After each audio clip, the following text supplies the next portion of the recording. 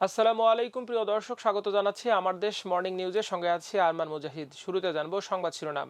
গণভোটের পক্ষে ফেসবুকে পোস্ট, 1 ঘন্টার মধ্যে ছাত্রদল নেতা বহিষ্কার, সামাজিক যোগাযোগ মাধ্যমে সমালোচনার ঝড়।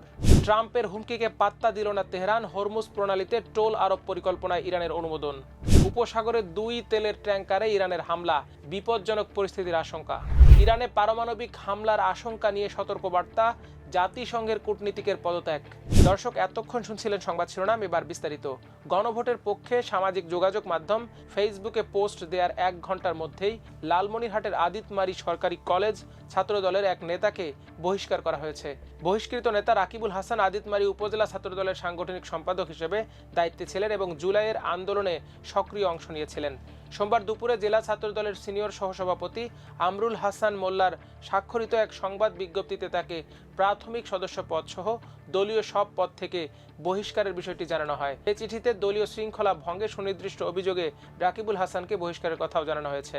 একই সঙ্গে তার সঙ্গে দলের অন্যান্য নেতাকর্মীদের যোগাযোগ না রাখার নির্দেশনাও দেওয়া হয়েছে। জানা যায় সোমবার দুপুর 1টার দিকে এমডি রাকিবুল হাসান নামের ফেসবুক আইডি থেকে টালবাহানা না করে গণভোটের রায় বাস্তবায়ন করুন শীর্ষক একটি পোস্ট দেয়া হয়। পোস্ট দেওয়ার প্রায় 1 ঘন্টার মধ্যেই জেলা ছাত্রদলের সভাপতি সৈয়দ সাদিকুল ইসলাম পাভেল ও সাধারণ সম্পাদক মোহাম্মদ জাহাঙ্গীর খানের অনুমোদনে তার বিরুদ্ধে বহিষ্কারাদেশ জারি করা হয়। রাকিবুল হাসান দীর্ঘদিন ধরে ছাত্রদলের রাজনীতির সঙ্গে যুক্ত ছিলেন। বিশেষ করে জুলাই মাসের রক্তিম আন্দোলনে জেলা শহর ও আদিতমারিতে তিনি সামনের সারিতে সক্রিয় ভূমিকা পালন করেন। এছাড়া 2022 সালে বিএনপির আন্দোলনে অংশ নিয়ে ছাত্রলীগ ও যুবলীগের নেতাকর্মীদের হাতে হামলার শিকার হয়েছিলেন বলেও রাজনৈতিক সূত্রে জানা গেছে। বহিষ্কার প্রসঙ্গে রাকিবুল হাসান বলেন, স্কুল জীবন থেকেই বিএনপির রাজনীতির প্রতি আমার আগ্রহ। অন্যায় ও অবিচারের বিরুদ্ধে দলের অবস্থান আমাকে আকৃষ্ট করেছে। 10ম শ্রেণী থেকেই ছাত্রদলের সঙ্গে যুক্ত আছি।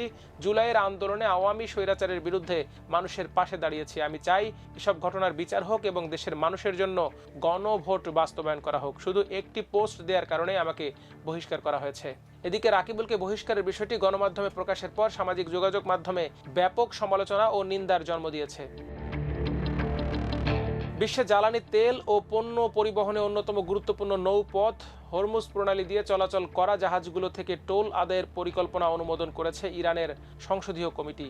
দেশটির বিপ্লবী গার্ড কর্পস আইআরজিসির সঙ্গে সম্পর্কিত সংবাদ সংস্থা ফার্স নিউজ এই তথ্য জানিয়েছে। প্রতিবেদনে বলা হয়েছে, ইরানের জাতীয় নিরাপত্তা কমিশনের একজন সদস্য এ পরিকল্পনা অনুমোদনের বিষয়টি নিশ্চিত করেছেন। এ পরিকল্পনায় যুক্তরাষ্ট্র আর ইসরায়েলের জাহাজগুলোকে হরমুজ প্রণালী দিয়ে চলাচলে বাধা দেওয়ার কথা উল্লেখ রয়েছে। পরিকল্পনায় আরও বলা হয়েছে, ইরানের বিরুদ্ধে নিষেধাজ্ঞায় অংশগ্রহণকারী অন্যান্য দেশকেও হরমুজ প্রণালী দিয়ে জাহাজ চলাচলে নিষিদ্ধ করা হবে। ফরাসি বার্তা সংস্থা এএফপি জানিয়েছে, হরমুজ প্রণালীতে নতুন টোল ব্যবস্থা ইরানের রাষ্ট্রীয় টেলিভিশন ঘোষণা করেছে। এতে বলা হয়েছে, ওমানের সহযোগিতা নিয়ে এই ব্যবস্থা বাস্তবায়ন করা হবে। হরমুজ প্রণালী দিয়ে প্রতিদিন বিশ্বের প্রায় 20% তেল ও গ্যাস সরবরাহ করা হয়। যুদ্ধের কারণে গুরুত্বপূর্ণ এই জলপথের কার্যক্রম বন্ধ হয়ে পড়ায় বিশ্বজুড়ে তেলের মজুদ দ্রুত কমতে শুরু করেছে।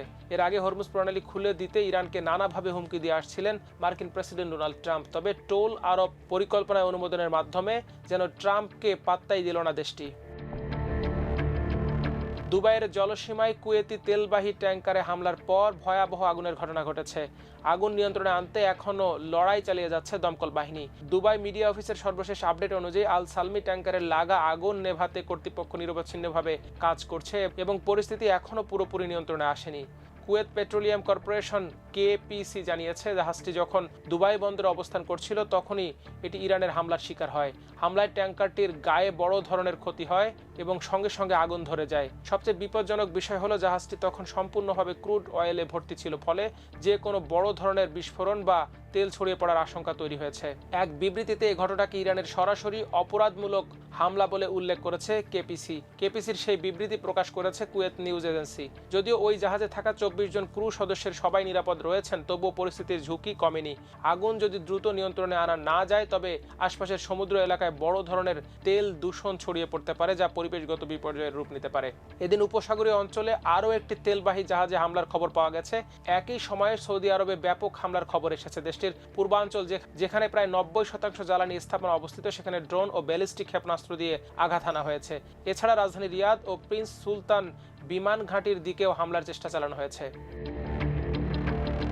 এদিকে ইরানের সম্ভাব্য পারমাণবিক অস্ত্র ব্যবহারের আশঙ্কা নিয়ে বিশ্ববাসীকে সতর্ক করে জাতিসংঘ থেকে পদত্যাগ করেছেন সংস্থাটির এক জ্যেষ্ঠ কূটনীতিক মোহাম্মদ সাফা। তিনি অভিযোগ করেছেন সংস্থাটি এমন এক পরিস্থিতির প্রস্তুতি নিচ্ছে যেখানে ইরানে পারমাণবিক হামলার ঝুঁকি রয়েছে।